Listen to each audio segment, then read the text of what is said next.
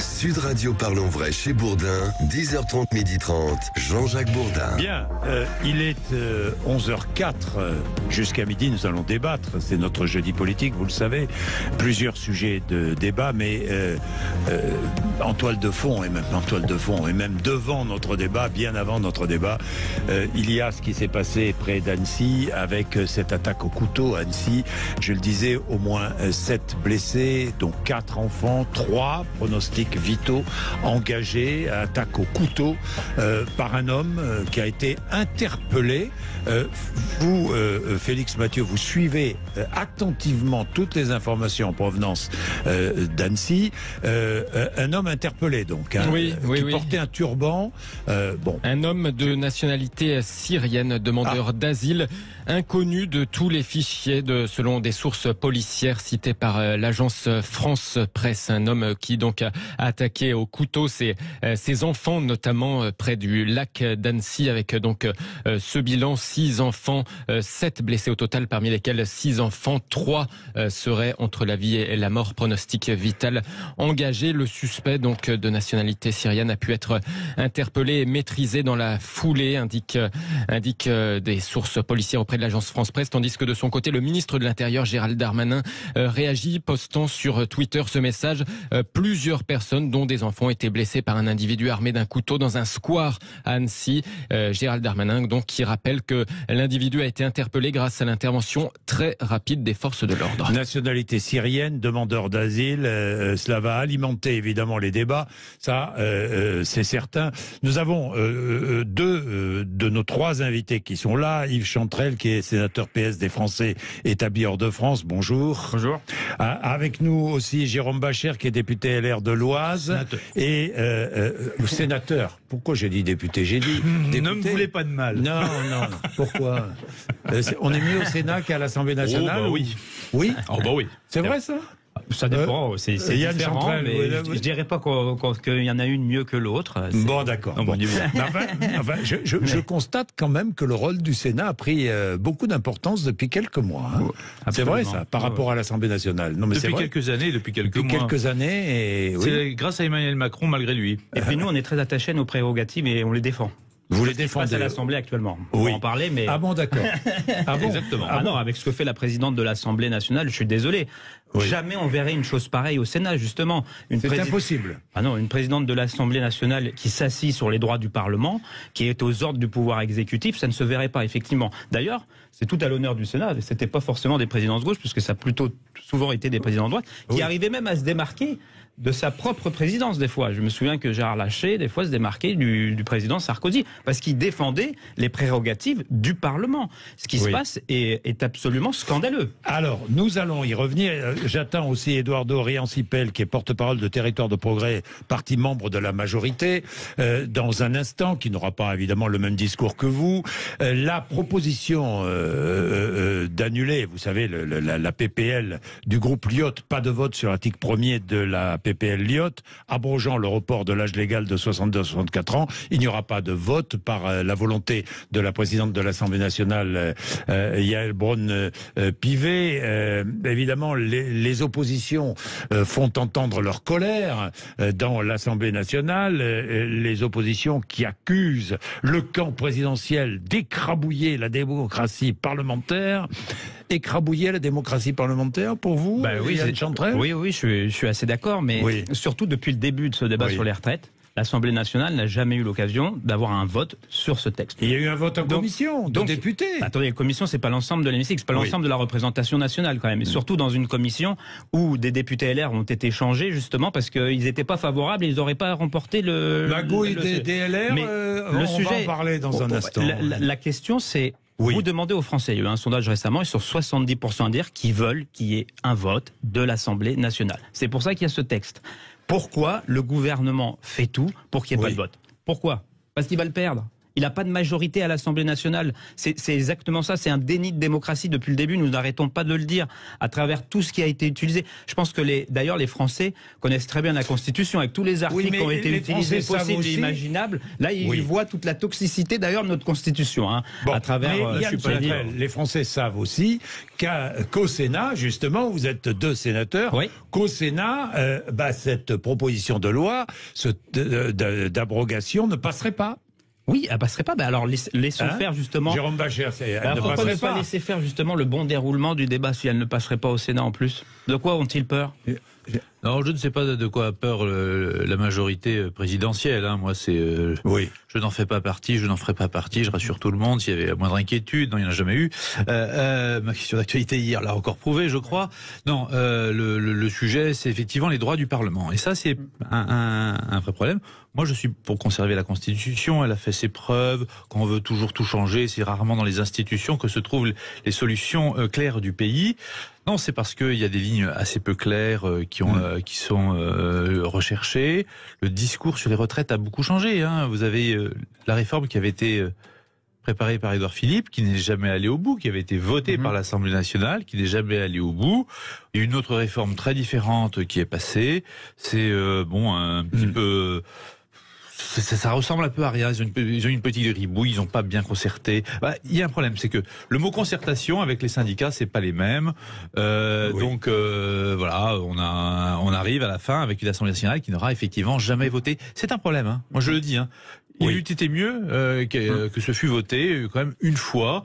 Et moi, j'aurais laissé cette PPL perdurer pour voir, pour montrer, peut-être d'ailleurs pour mettre un coin dans mon camp. Je le dis avec beaucoup de simplicité et de réalisme. Oui, c'est vrai. Votre camp LR est divisé. Est divisé à l'Assemblée nationale. Le report de l'âge légal de 62 à 64 ans, vous êtes pour? Oui, bien sûr. Bien sûr. Il n'y a pas le choix sur l'équilibre. Donc oui. Alors on aurait. Enfin, moi je l'avais dit, ici d'ailleurs chez vous, j'étais beaucoup plus favorable, ça aurait tenu qu'à moi, au trimestre, parce qu'à force de mettre des chiffres comme cela, 62, 64 ans, peut-être que demain ce soit 65, demain 63, les trimestres c'était beaucoup plus clair, c'est pas toujours facile, effectivement, de faire cette réforme.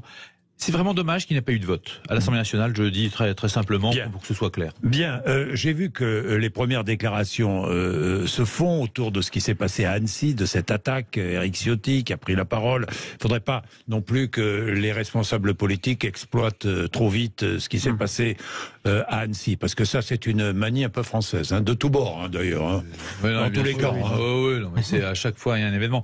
Moi, je suis retraité, je connais très bien Annecy pour y aller plusieurs fois par an. Depuis de nombreuses années. Là, je vois que c'est devant le lac, ce parc où c'est une promenade extrêmement agréable. Annecy, c'est une ville, ces endroits-là très très sûrs, etc. Et voilà, et on pense qu'on attaque des enfants. Non, mais sans doute un fou encore une fois. Alors après, est-ce que c'est un fou de ceci ou un fou de cela? Clairement, c'est un fou dangereux. C'est un fou, oui. On ne sait pas. On ne sait pas quelle folie. Bonjour, Édouard Dorian-Sipel qui nous rejoint, porte-parole de Territoire de Progrès, parti membre de la majorité. Oui, un fou, mais évidemment, déjà, on sait qu'il est de nationalité syrienne et on sait que c'est un demandeur d'asile. Mais bon, on va pas tirer de conclusions hâtives tout de suite. Ce qu'on sait, Félix Mathieu. Rappelez-nous le bilan. Bilan, 7 personnes dont 6 enfants, au moins 7 personnes dont 6 enfants en bas âge blessés au couteau. Il était environ 9h45 dans ce parc d'Annecy près du lac lorsque l'homme est venu poignarder ses enfants. Il a été interpellé par la police. Selon donc son identité déclarée par lui-même, par l'agresseur, il est de nationalité syrienne, demandeur d'asile, inconnu en tout cas de tous les fichiers selon les sources policières citées par l'agence France Presse. Il s'est donc attaqué à des enfants qui étaient âgés d'environ 3 ans, qui sont âgés d'environ 3 ans dans ce parc près du lac. 3 des victimes ont un pronostic vital engagé, clairement sont entre la vie et la mort à l'heure qu'il est. Aussitôt, le ministre de l'Intérieur, Gérald Darmanin, a posté un tweet saluant évidemment l'intervention très rapide des forces de l'ordre, les autorités qui par ailleurs déconseillent de s'aventurer dans ce secteur du Paquier près du lac d'Annecy. Hommage aussi à l'Assemblée nationale. Dans la foulée, la présidente Yaël Braun-Pivet a invité à cette minute de silence conséquences pour eux, pour leur famille, après ce qu'elle a qualifié d'attaque gravissime. Les députés, mais aussi les membres du gouvernement ont observé donc 1 minute de silence. Bien, nous allons évidemment, si vous voulez témoigner, si vous habitez à Annecy dans la région, n'hésitez pas à 0826 300 300, vous écoutez Sud Radio, vous pouvez réagir. Évidemment, Eduardo Riancipal est avec nous aussi. Sipel est avec nous, bonjour.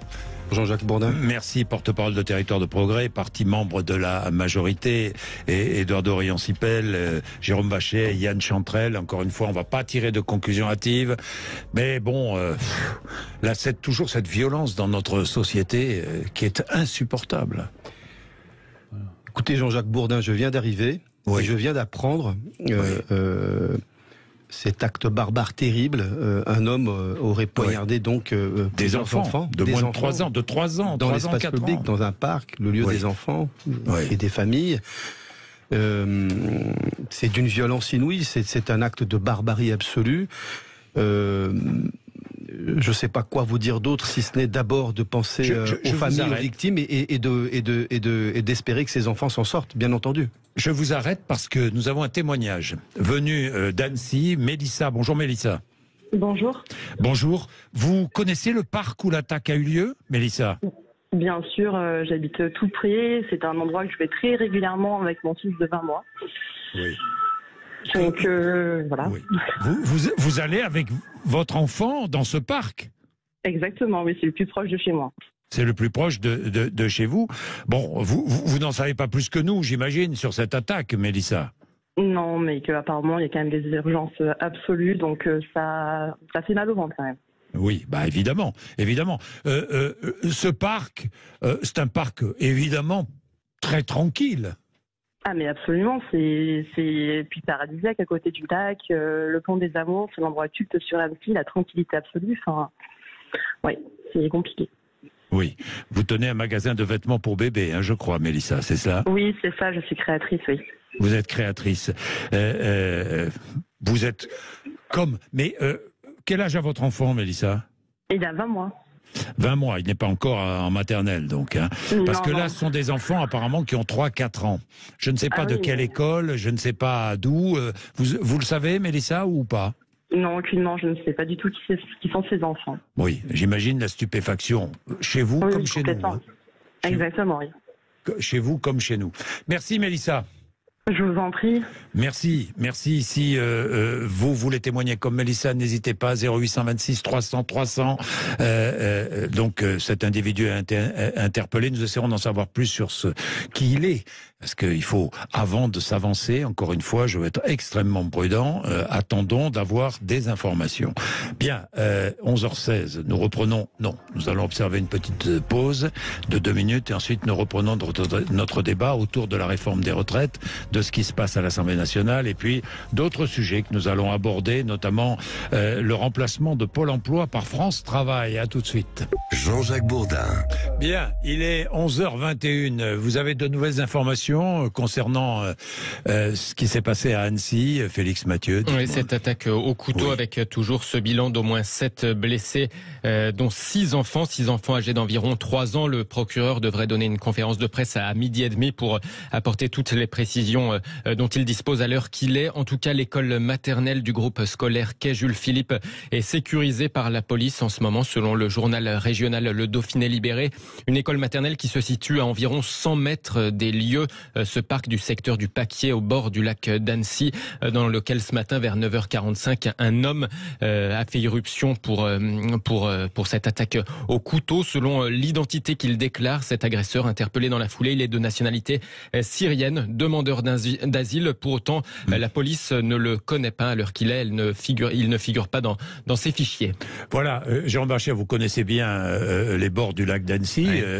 Et cet endroit, d'ailleurs, c'est une école de quartier, une école maternelle de quartier, Jérôme Bachet. Forcément, pour être à cet endroit-là, vous traversez la route qui est le long du lac, qui mène après vers Anne-Sylvieux, etc. Et puis les stations de ski pour ceux qui connaissent. C'est un endroit de grand passage, vous traversez, vous êtes dans ce parc absolument magnifique. Enfin, vous êtes au bord du lac. Oui, c'est un des endroits les plus beaux, on le sait. Et les plus sûrs, c'est ça qui est horrible, c'est aujourd'hui, voilà, la menace, elle peut être partout, et donc cela va-t-il encore empêcher demain des enfants de faire des gamins, des enfants de maternelle? Moi, je me sens touché, les enfants petits, voilà, donc on imagine bien une sortie dans des endroits très tranquilles, très connus, et puis le drame absolu. Oui. Il n'y a pas de mots, et il faut vraiment penser aux familles, mais ça va évidemment avoir des conséquences sur toutes les sorties scolaires. Il ne faut pas se dire le contraire. Oui, Édouard Dorian-Sipel. Je crois que chacun de nous ressent l'horreur ce matin, ressent l'horreur absolue, avec un acte terrible qui touche en plus des enfants qui sont inoffensifs, et cette barbarie, c'est vraiment c'est l'avènement comme ça d'un coup, le surgissement d'un acte à la lettre inhumain. Problème, c'est produit par un humain. Et là, je crois, moi je ne veux pas tirer de conclusion non plus, je vois très bien ce que peut en dire, on voit la personnalité de l'individu, syrien, demandeur d'asile, je vois très bien comment on peut tirer une très grosse ficelle, et en même temps on ne peut pas empêcher les gens de penser à partir des faits. Moi je crois, comme dirigeant politique, et je vais vous dire, parce que c'est pas... là c'est un acte assez inédit, on se porte à des enfants, mais on a déjà connu le terrorisme, on connaît d'autres actes de barbarie, des passages à l'acte liés à la détresse psychique et à la folie, pour dire les choses comme elles sont. Comme dirigeant politique, je pense que s'il y a une chose qu'on peut faire dans la durée, c'est améliorer le traitement de nombreuses détresses psychiques dans la société qui conduisent un certain nombre d'individus fragiles à passer à l'acte. Il y a des défaillances constantes depuis des années. Et je le dis, que ce soit pour des demandeurs, et je le dis sans embâche. Oui. Je suis un homme de gauche, vous connaissez mon parcours, je ne ferai pas d'amalgame, mais je ferai encore moins de tabou. Même pour des demandeurs d'asile qui viennent de territoires en guerre, qui ont pu subir des traumatismes. Il faut qu'on s'interroge à partir du moment où on les accueille, comment on peut aussi les accompagner, détecter des personnalités qui peuvent être plus fragiles, parce que c'est des hommes comme les autres. Quand on vient du Rwanda, de l'Afghanistan, du Soudan, d'Éthiopie, quand on a vécu peut-être ce qui est pire dans la barbarie humaine. Allez, disons le mot, des actes de décivilisation, parce que ce qui se passe en Libye, c'est de la décivilisation au sens le plus barbare, retour à l'esclavage, oppression, destruction de l'humanité des hommes et des femmes, viol, guerre, assassinat, tout ce que vous voulez. Là, on a probablement un acte de grande folie par une personne qui peut-être aurait pu être mis dans les bons dispositifs. Je pense qu'il faut qu'on s'interroge comme acteur public. De la demande d'asile, c'est à ce moment-là que ça se fait. Non, mais c'est pas un problème uniquement de demandeur d'asile. Réduire cet acte au moment de la demande d'asile, c'est là où on écrit le récit, le parcours. C'est tout cela qui justifie après d'être reçu comme demandeur d'asile ou pas. J'entends. Je crois que pour moi, si vous aviez à me demander, moi j'en sais pas plus à ce stade, mais d'après ce que je sais, de ce que je vois, je crois que la cause principale de cet acte et de ce passage à l'acte, c'est quelque chose qui plutôt relève de la folie. Et donc c'est ça qu'on doit s'interroger dans notre société aujourd'hui. Ce passage à l'acte, d'où qu'on vienne, c'est une forme de folie. Mais donc comment on le traite, parce qu'elle existe? Comment on la détecte? Pardon de vous dire. Comment on la prévient? J'ai envie d'entendre les psychiatres. Comment on la prévient? Les psychanalystes, les psychologues, c'est eux qui doivent nous indiquer. Par rapport, déjà, je pense qu'on est tous sous le choc. Ça, c'est vraiment unanime. Et je pense qu'il ne faut pas tirer de conclusions hâtives. Il faut laisser l'enquête. Le principal, c'est que déjà, la personne a été arrêtée assez rapidement. Ça, c'est plutôt une bonne chose. Il faut dépenser, bien évidemment, pour les familles de victimes. Après, sur la problématique de santé mentale. Moi, je vis dans un autre pays, Canada, qui a pris ça à bras-le-corps. Ici, je peux vous le dire, ça n'a rien à voir, c'est zéro, les politiques de santé mentale, zéro pointé. Au Canada, au Canada, bien évidemment. Ici, je peux vous dire, c'est même un tabou. Vous parlez des Syriens, mais moi, je vous parlais d'autre chose. Il y a même des politiques qui vivent des traumatismes. Allez voir des cadavres au Bataclan. Vous croyez que ça ne crée pas des traumatismes? Bien sûr. Bien sûr, il faut des prises en charge de santé mentale, même pour des personnes qui vivent ces phénomènes-là. Il y a un véritable tabou par rapport à ce sujet-là. C'est pas une politique, il n'y a pas une volonté politique forte par rapport à ce sujet-là. Et je pense que c'est une politique de santé publique par rapport aux prises en charge des santé mentales, d'accéder à des psychologues, c'est très cher et souvent même dans des zones rurales, parce que moi je connais des personnes, ça fait 1 an qu'ils attendent d'accéder à un psychologue pour leurs enfants. Je partage complètement. Parce qu'ils n'ont pas les moyens d'en payer un. Il y a un exemple. Il y a un vrai problème. Une proposition. Avec ce que ce pays, et c'est bien en même temps, avec la sécurité qu'on a, avec l'état social, l'état de protection sociale, avec ce qu'on dépense en termes de médicaments.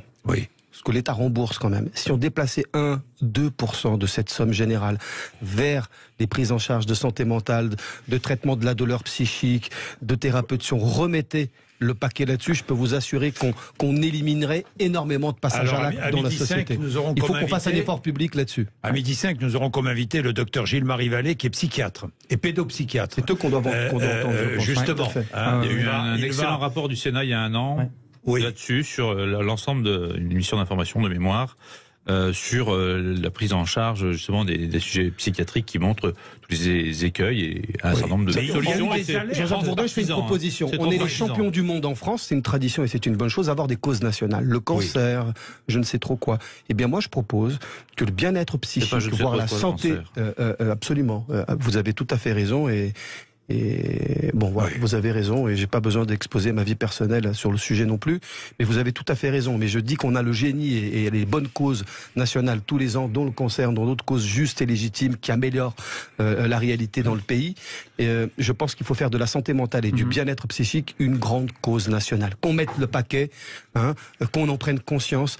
On éliminera énormément de problèmes dans les collèges, dans les écoles, de harcèlement, de passage à la violence chez les adolescents, de passage à l'acte divers et multiples.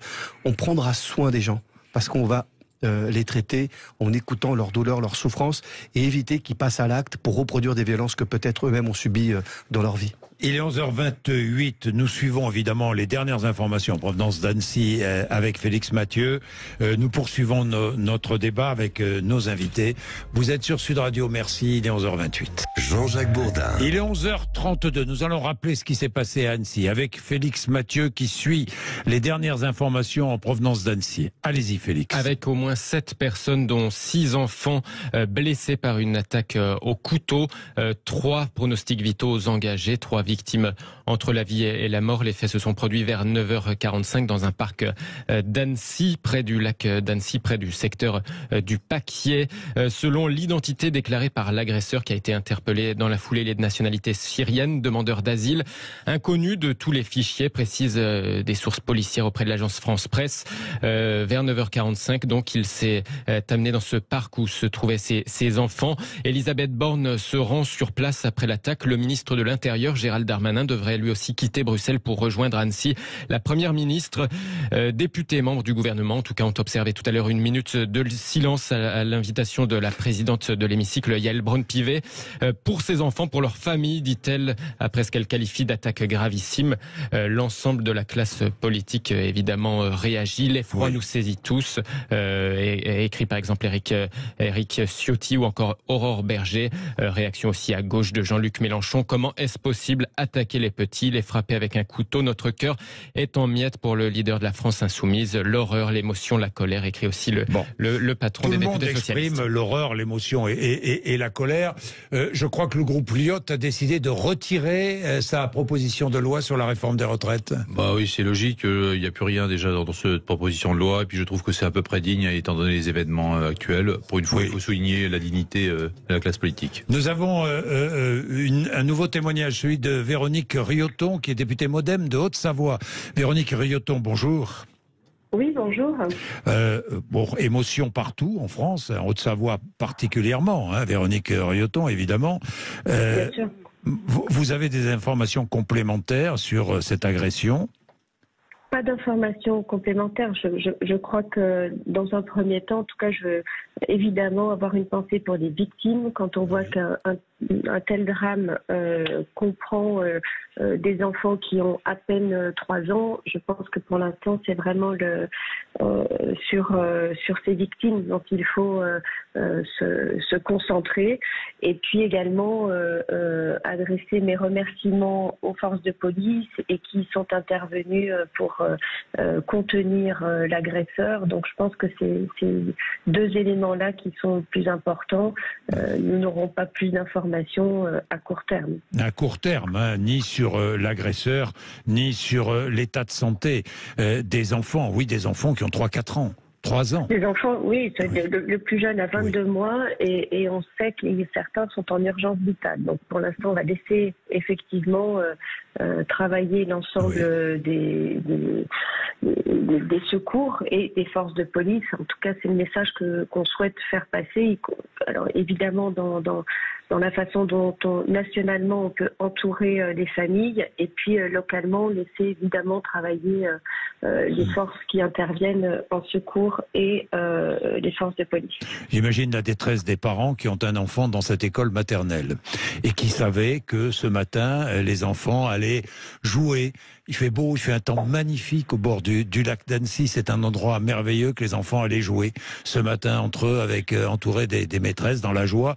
Et tout à coup, un fou, moi je le qualifierais de fou, mais on ne sait pas. Bon, enfin bon, un dérangé. On n'est pas dans une enceinte d'école, hein. On est en extérieur. Oui. Je sais. Donc en fait, on n'a pas de lien avec l'école. C'est un jardin qui est très connu des Annéciens, qui est évidemment qui jouxte le papier, et donc ce ne sont pas des enfants scolarisés justement. Oui.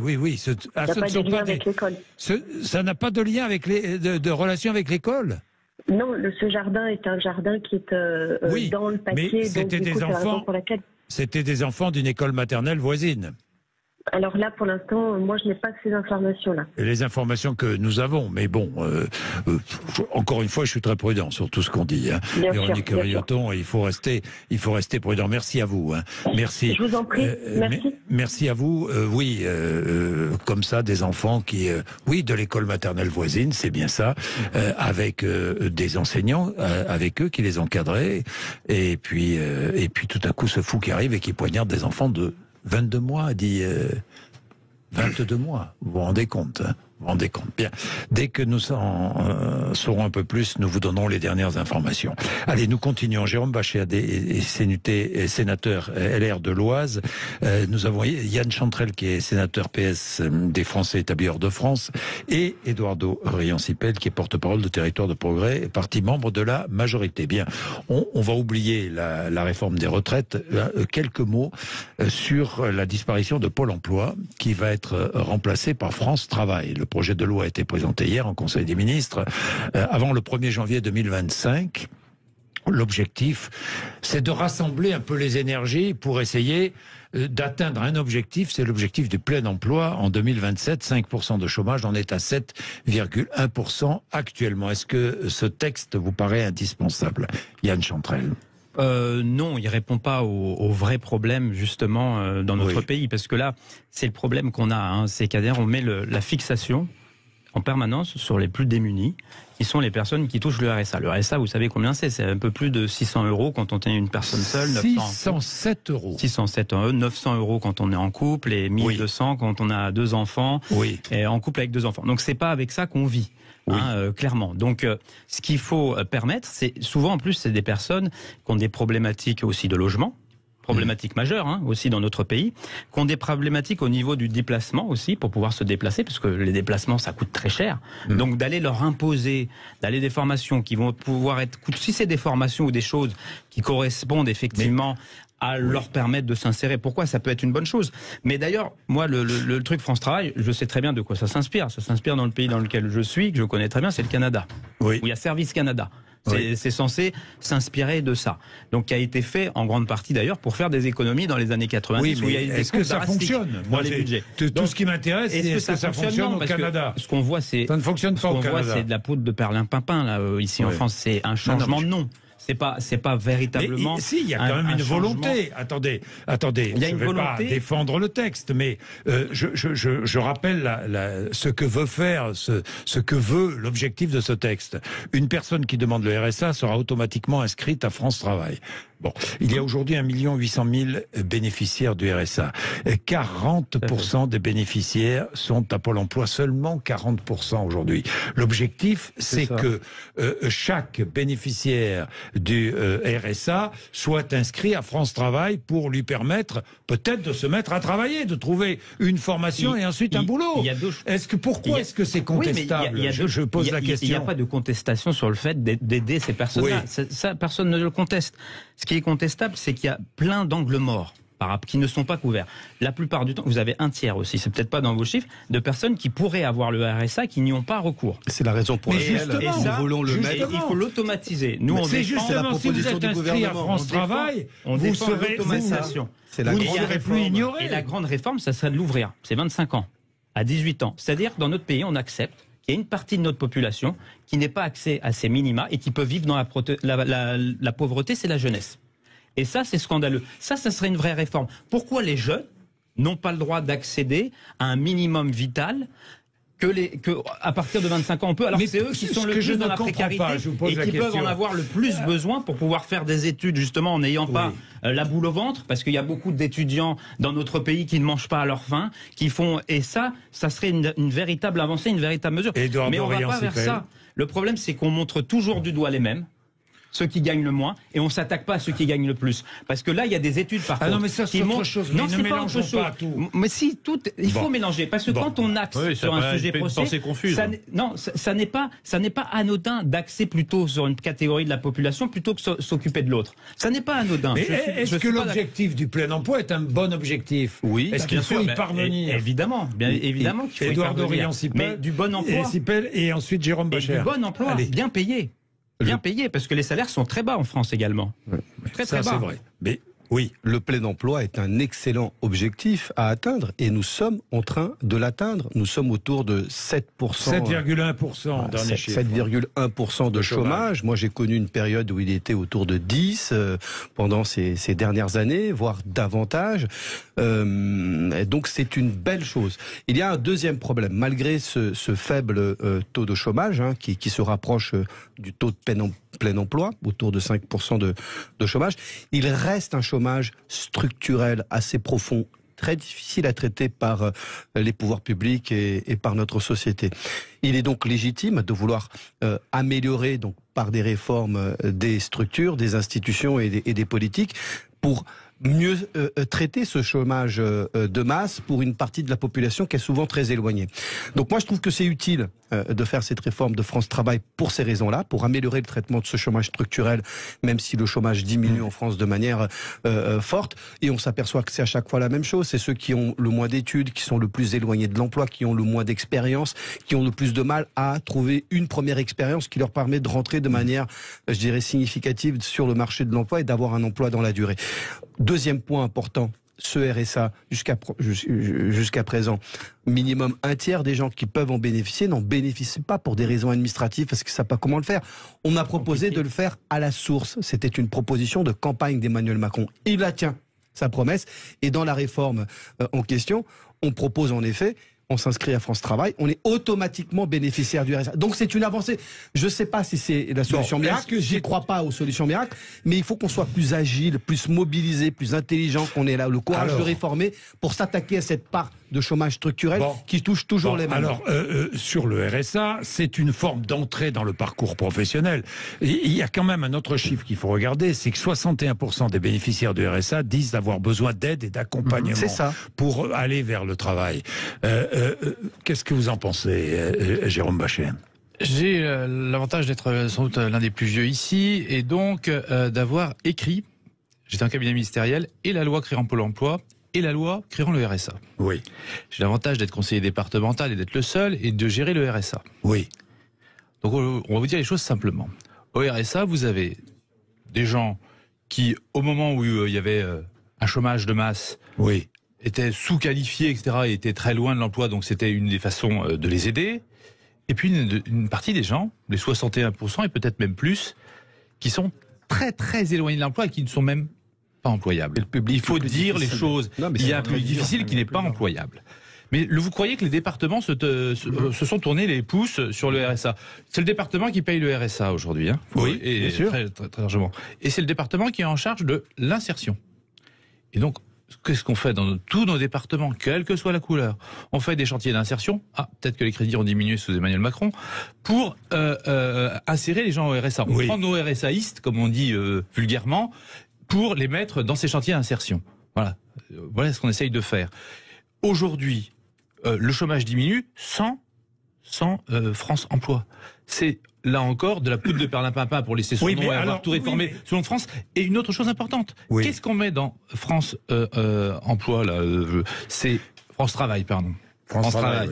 Ça n'a rien à voir avec Pôle emploi, vous voyez. On met les missions locales. Les missions locales, c'est ce qui insère les jeunes, les missions locales. Et là, c'est Cap emploi pour les handicapés. Oui. Et tout ça, les collectivités locales qui vont travailler en réseau.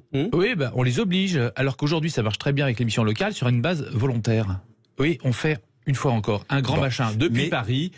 Alors que ça fonctionne aujourd'hui, le chômage diminue, et on se dit tiens on va faire une réforme pour dire que c'est une réforme. Mais est-ce que oui ou non vous êtes pour ou contre?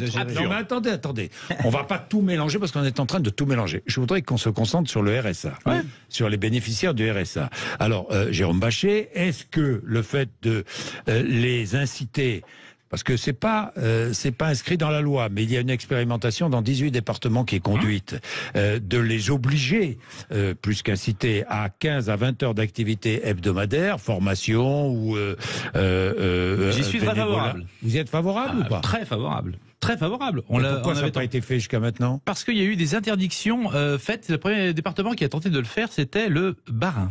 Oui. Et tout ça a été cassé à l'époque en disant on ne pouvait pas les obliger. Donc il a fallu un élément de la loi.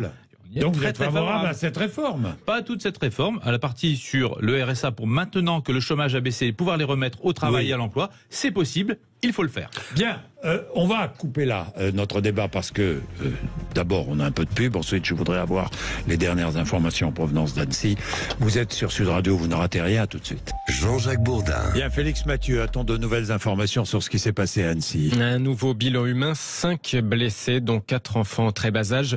3 des victimes ont leur pronostic vital engagé. 2 enfants et 1 adulte, ajoute une source proche du dossier cité par l'agence France Presse. C'est donc le nouveau bilan de cette attaque au couteau vers 9h45 dans une aire de jeu de ce grand parc à Annecy, au bord du lac d'Annecy. Selon l'identité déclarée par l'agresseur, il est donc de nationalité syrienne, demandeur d'asile, inconnu des fichiers de la police. Il est né en 1991. Le trentenaire donc a été maîtrisé puis interpellé dans la foulée. Le caractère terroriste ou non de l'attaque est en cours d'évaluation selon cette même source proche du dossier cité par l'AFP. En tout cas, il s'en est pris donc ce matin, peu avant 10h, à ses enfants en bas âge, en très bas âge, qui se trouvaient dans une aire de jeu de ce grand parc près du lac d'Annecy, dans le secteur du Paquier. Une classe d'école maternelle se trouvait notamment sur place. Selon le quotidien régional Le Dauphiné Libéré, les victimes ont été transférées au centre hospitalier d'Annecy-Genevois. Les témoins ont été acheminés dans un bâtiment proche des lieux du drame, à bord bouclé par un important dispositif policier. La première ministre se rend sur place. Elle va être rejointe par Gérald Darmanin qui a interrompu son séjour à Bruxelles. Alors évidemment, il faut se poser la question. Alors, nous n'avons pas la réponse, mais poser des questions, c'est toujours utile. S'agit-il d'un acte terroriste? Ça, il est évident que Eduardo Riancipel. Je vais être très honnête et sincère avec vous, Jean-Jacques Bourdin. J'y ai pensé depuis que j'ai appris cette affaire, mais je n'ai pas voulu aller plus vite que la musique. Mais il n'y a pas de raison qu'a priori, on exclut l'hypothèse d'un acte terroriste. Pourquoi? Parce que ça correspond tout à fait au mode d'action terroriste qu'on connaît depuis une dizaine d'années et dont notre pays a déjà souffert. C'était des actes, entre guillemets, qui peuvent apparaître isolés ou avec un minimum de coordination, ce que certains dans la gendarmerie nationale qualifiée parmi les spécialistes de la lutte antiterroriste dans la gendarmerie, ils appelaient ça le solo djihad. Donc il n'y a pas de raison d'exclure. En tout cas, ça n'enlève rien à la douleur qu'est la nôtre. J'ai une pensée pour tous ces enfants, leurs parents. Je souhaite qu'ils se rétablissent au plus vite. Et je crois que toute la nation est là-dessus sur cette priorité. Mais nous attendrons que les faits confirment les hypothèses pour savoir quelle est la nature de cet acte barbare. À cette étape-là, il faut rien exclure. Effectivement, c'est possible. Notre pays n'est pas préservé du terrorisme. Il y a une forte poussée de demandes d'asile depuis quelques mois. Il y a une recrudescence. Quand vous parlez à la police de l'air et des frontières, et on l'a revu récemment au Sénat avec le nouveau texte sur la douane, que nous avons voté très largement, depuis un an, l'été dernier, il y a une reprise à la frontière des Alpes de l'immigration massive. Attendez, je vous interromps. Je vous interromps parce que nous avont Fabrice Galatiotto, qui est délégué régional FGP Police FO, qui est avec nous dans une minute. Il est 11h54. Il est là ou pas? Une réaction d'Emmanuel Macron, si vous voulez. À l'instant, Emmanuel Macron dénonce une attaque d'une lâcheté absolue. Attaque d'une lâcheté absolue, ce sont les mots du chef de l'État. Fabrice Galatiotto, bonjour. Oui, bonjour. Délégué régional FGP Police FO. On se posait la question, vous n'avez pas apporté la réponse, mais vous vous posez aussi la question, acte terroriste ou pas? On peut se poser la question, effectivement, vous avez raison. Après, c'est trop tôt pour y répondre. Aujourd'hui, mes collègues sont à fond sur le terrain, en fond de l'investigation, en train de s'assurer qu'il s'agit bien d'un acte isolé. Et c'est un peu pendant le combat, je vous cache pas, et donc difficile pour vous comme pour nous de faire des informations à cette heure-ci. Voilà. Ça, évidemment, Fabrice Galatiotto. Mais vous pensez évidemment aussi à à la possibilité que ce soit un acte terroriste. Hein. On est bien d'accord. On parlait. C'est une possibilité. Oui, c'est une possibilité. Fabrice Galatiotto, on parlait il y a un instant de la forte pression aux frontières. Vous êtes région Auvergne-Rhône-Alpes, délégué régional. Forte pression aux frontières ces derniers mois? Effectivement, c'est une pression migratoire qui est constante, qui est de plus en plus forte. Donc mes collègues s'en rendent compte parce que le nombre de migrants est de plus en plus important et tout ce qui découle de leur présence, que ce soit en activité délictuelle ou autre. Et effectivement, ça crée un sentiment d'insécurité qui est fort également. Voilà. Oui, et Annecy n'y coupe pas. Parce qu'en plus, là, on était dans un quartier vraiment très tranquille, mais Annecy n'y coupe pas non plus. Voilà. Oui. Vous étiez en alerte depuis plusieurs mois? À quel sujet? Au sujet de cette pression migratoire, constant, non seulement vous, mais en plus, vous le constatez sur le terrain. Oui, tout à fait. C'est ce que constatent mes collègues au quotidien sur le terrain, où la pression migratoire est de plus en plus forte. Que vous dire de plus à ce sujet-là? C'est pas une. La première chose que m'a dit mon collègue du 74 quand je l'ai appelé, c'était ça. C'est latent. C'est de plus en plus fort depuis des mois. Depuis des mois. Bien, merci beaucoup Fabrice Galatiotto. Merci. Réaction rapide. Juste, non, mais la police de l'air et des frontières et la gendarmerie mobilisent leurs réservistes pour tenir les frontières. Donc très fortement, ce sont des policiers qui sont plus proches de l'âge de la retraite, voire très très proches de l'âge de la retraite, de 64 ans, qui sont en train de tenir les frontières parce que il faut la tenir 24 heures sur 24, tellement il y a les services organisés, c'est de l'immigration clandestine organisée, mais ça crée, quand on arrive de manière clandestine, vous créez des situations de détresse absolue. Donc, alors attendez, parce que là, il était demandeur d'asile, si j'ai bien compris. Vous pouvez arriver illégalement et demander l'asile. Oui, c'est vrai. C'est le principe. C'est vrai, c'est vrai.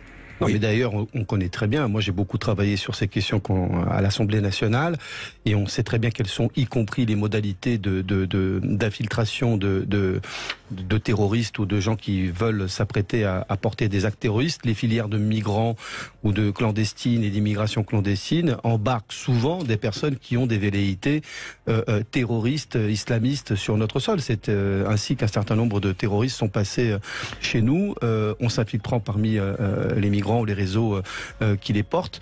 Voilà, ça c'est une réalité. Laissons l'enquête faire les choses. Mais sur ce sujet-là, parce qu'à un moment donné, moi je veux dire les choses. Moi je n'ai jamais fait un tabou. Je pense qu'il faut être très dur contre tous ceux qui veulent porter atteinte contre nous, contre toute cette idéologie mortifère, ceux qui veulent porter des actes terroristes contre nous. Et la France, elle a toujours été plus forte, on l'a démontré, même si à chaque fois qu'on est frappé, ça fait un mal absolu, innommable. En revanche, sur les choses qu'on peut faire, parce qu'on est des dirigeants politiques, et très vite, sur la question de ces filières et cette pression à l'immigration, même si elle n'est pas massive, elle est plus forte que d'habitude. Je pense que c'est l'un des sujets où l'Europe peut agir de plus en plus fortement. Là, on peut approfondir l'Europe sur des projets concrets de lutte contre les flux migratoires à ses frontières. Et on a fait beaucoup ces dernières années, et je pense qu'on peut se coordonner et coopérer beaucoup mieux encore. Merci messieurs d'être venus nous voir ce matin. Merci beaucoup. Il est presque midi. On est un tout petit peu en retard, mais vous allez continuer après-midi. Nous allons poursuivre évidemment. Et je recevrai juste à 12h05, 12h10 le docteur Gilles-Marie Vallée, qui est psychiatre et pédopsychiatre. Il est 11h59.